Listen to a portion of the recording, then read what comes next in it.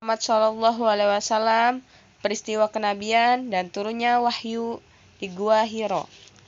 Nabi Muhammad Shallallahu Alaihi Wasallam diangkat menjadi nabi dan rasul ketika bertahanut dan berhalwat di Gua Hiro.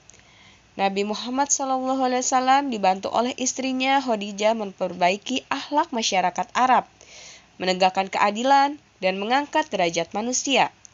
Namun, beliau merasa bahwa usahanya selama ini belum mendapatkan hasil, sehingga ketika menginjak usia 40 tahun di usia 14 tahun pernikahan Nabi Muhammad SAW dengan Khadijah, Nabi Muhammad SAW sering menyendiri dan berhalwat atau bertahanut atau beruzlah memohon petunjuk dari Allah Subhanahu wa Ta'ala di Gua Hiro, yaitu gua yang berada di Bukit Jabal Nur yang terletak di dekat Mekah.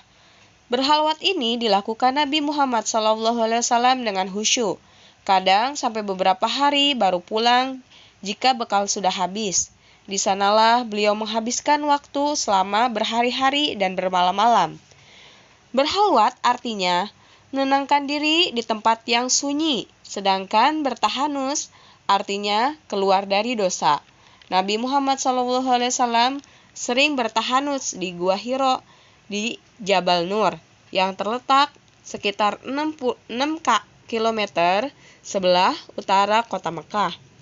Cara beribadah ini seperti cara Nabi Ibrahim alaihissalam beribadah kepada Allah Subhanahu wa Ta'ala. Pada mulanya beliau hanya tinggal beberapa jam saja. Lama-kelamaan beliau bisa menetap berhari-hari di sana. Sepanjang bulan Ramadan setiap tahun beliau pergi ke sana dan berdiam di tempat itu dengan bekal secukupnya yang disediakan oleh istrinya. Beliau tekun bertafakur, jauh dari segala kesibukan hidup dan keramaian manusia. Beliau pun mencari kebenaran dan berusaha merenungkan tentang pencipta alam raya ini.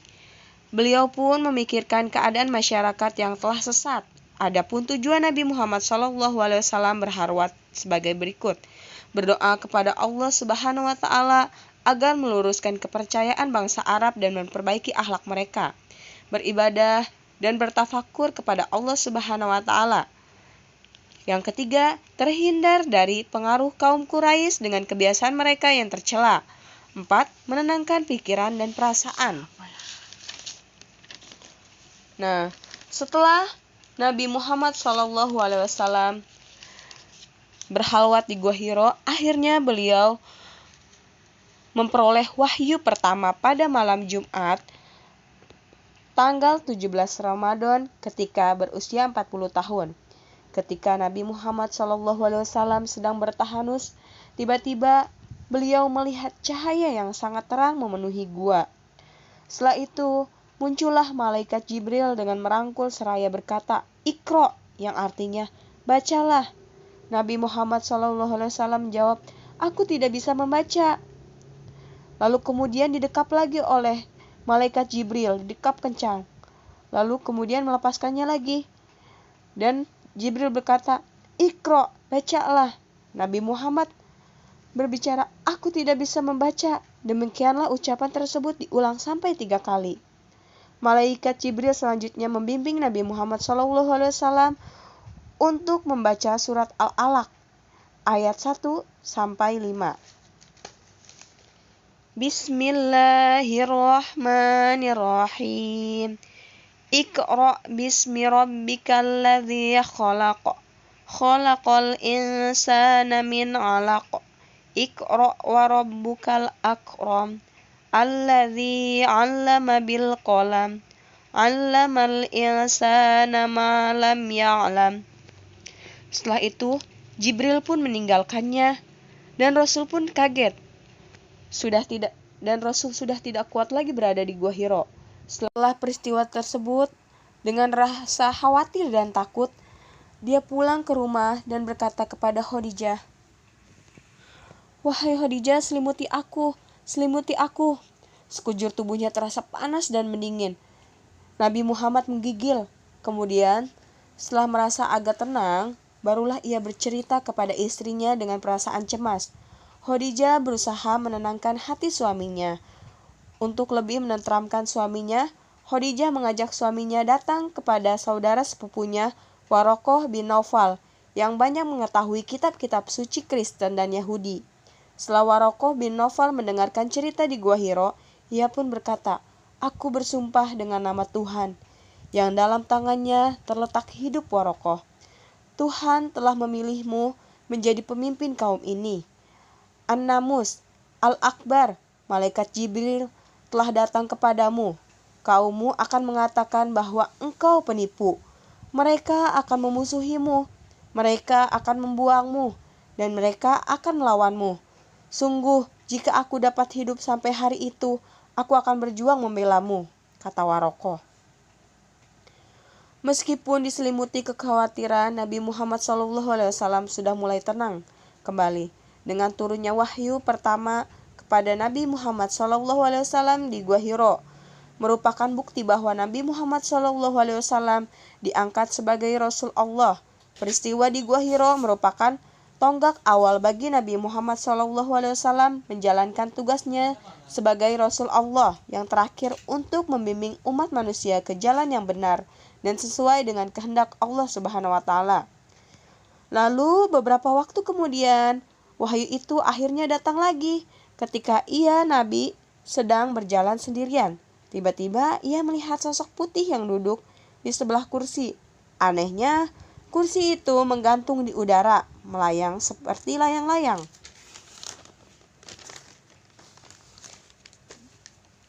Nabi segera tahu, itu pasti malaikat Jibril. Namun ternyata belum benar-benar siap menemuinya. Seperti pada waktu di Gua Hiro. Nabi merasa takut bukan main. Ia berlari sekencang-kencangnya. Sampai-sampai beberapa kali ia jatuh.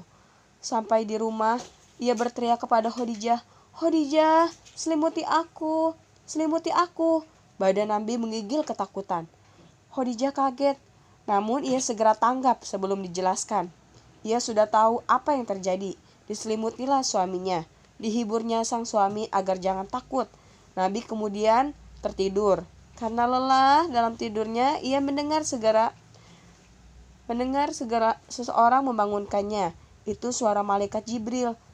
Nabi pun terbangun, namun berbeda dengan sebelumnya. Ia tidak takut dan tidak gelisah. Wajahnya justru berbinar cerah. Ia kini sudah tahu apa yang harus dilakukan. Ia harus menyampaikan peringatan kepada umatnya.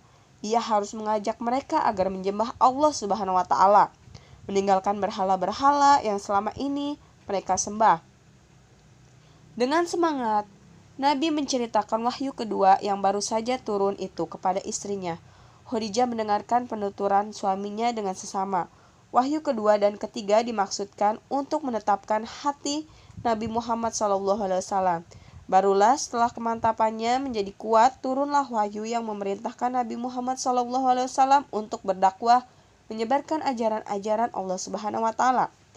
Peristiwa turunnya wahyu Al-Quran yang pertama kali ini sering diperingatkan setiap tanggal 17 Ramadan yang kemudian dikenal dengan Nuzulul Quran. Wahyu yang diterima Nabi Muhammad SAW merupakan bukti kerasulan Nabi Muhammad SAW, merupakan khotamun nabiyyin, yaitu sebagai penutup para nabi dan rasul. Oleh karena itu, jika ada seseorang yang mengaku dirinya sebagai nabi atau rasul Allah Subhanahu wa Ta'ala, berarti ia adalah seorang pendusta. Setelah Nabi Muhammad SAW menunggu hampir 3 bulan sejak turunnya wahyu pertama, lalu Nabi Muhammad pergi ke Gua Hiro lagi. Barulah wahyu kedua menyusul Nabi Muhammad SAW. Hampir saja putus asa menunggu wahyu kedua ini. Wahyu kedua ini diterima di Gua Hiro juga.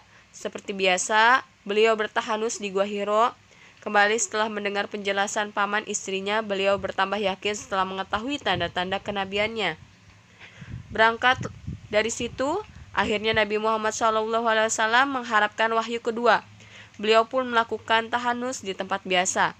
Ketika itu, beliau mendengar suara dari langit dan tampaklah malaikat Jibril.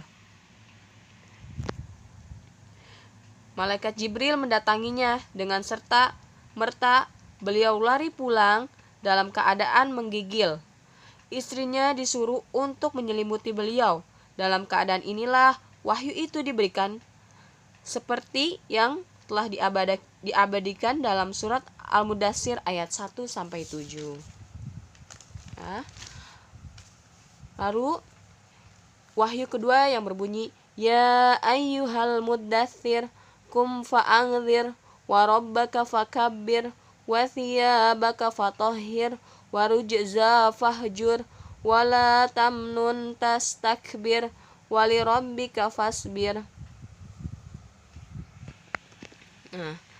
Dan turunlah wahyu kedua, maka jelaslah bagi beliau bahwa dirinya telah diberi tugas oleh Allah Subhanahu wa taala untuk menyampaikan risalah dan menunjukkan jalan kebenaran. Dengan demikian, beliau juga harus segera mengadakan dakwah agama secepatnya kepada umatnya.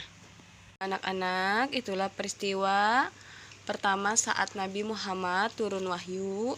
Ya, selanjutnya di sini kita kerjakan bersama-sama di buku LKS halaman 20. Di halaman 20 kita kerjakan secara bersama-sama ya. Di sini nomor 1, apa yang dimaksud dengan bertahanus? Bertahanus artinya keluar dari dosa ya. Nomor 2, pada usia berapakah Nabi Muhammad SAW bertahanus? Menginjak 40 tahun ya. Saat pernikahan Nabi dengan Khadijah berusia 14 tahun. Ketiga, berapa lama Nabi Muhammad SAW bertahanus? Berhari-hari sepanjang bulan Ramadan. Keempat, sebutkan tujuan Nabi Muhammad SAW melakukan tahanus, tujuannya yaitu berdoa kepada Allah Subhanahu wa taala agar meluruskan kepercayaan bangsa Arab dan memperbaiki akhlaknya ya.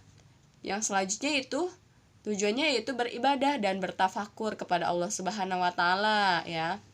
Yang kelima, di mana tempat Nabi Muhammad SAW bertahanus, yaitu di Gua Hiro di Bukit Jabal Nur ya. Nah, selanjutnya di halaman 23 kita kerjakan bersama-sama juga ya. Ditulis di buku LKS-nya. Apa arti dari Iqra? Tadi Iqra itu artinya bacalah pada surat Al-Alaq ya. Surat Iqra itu artinya bacalah ya. Nomor 2. Apa yang kamu ketahui tentang Khotamun Nabiyin? Khotamun Nabiyin yaitu penutup para nabi dan rasul ya. Jadi tidak ada lagi setelah Nabi Muhammad ya. Nabi Muhammad itu penutup ya. Tidak ada lagi rasul dan nabi. Ketiga, surat apakah yang pertama kali diturunkan? Surat Al-Alaq ayat 1-5. Yang keempat, siapakah Warokoh bin Naufal? Warokoh itu saudara sepupu Khadijah yang mengetahui banyak kitab Kristen dan Yahudi ya. Nomor 5, bagaimana bunyi surat Al-Mudaththir ayat pertama ya. Al-Mudaththir itu yaitu wahyu kedua ya, yang berbunyi ya ayyuhal muddaththir. Nah, kalian bisa lihat di sini ya. Ayat Al-Mudaththir di sini artinya dengan tulisannya ya. Nah, selanjutnya kalian dibaca ya surat Al-Alaq berserta artinya. Dibaca saja ya di rumah ya. Dikaji surat Al-Alaq ayat 1-5 beserta artinya. Kemudian dibaca juga surat Al-Mudaththir ayat 1-7 beserta artinya ya. Kemudian yang tadi kita kerjakan bersama-sama ditulis di LKS. Oke? Nah, sampai sini semoga kalian paham. Wassalamualaikum warahmatullahi wabarakatuh.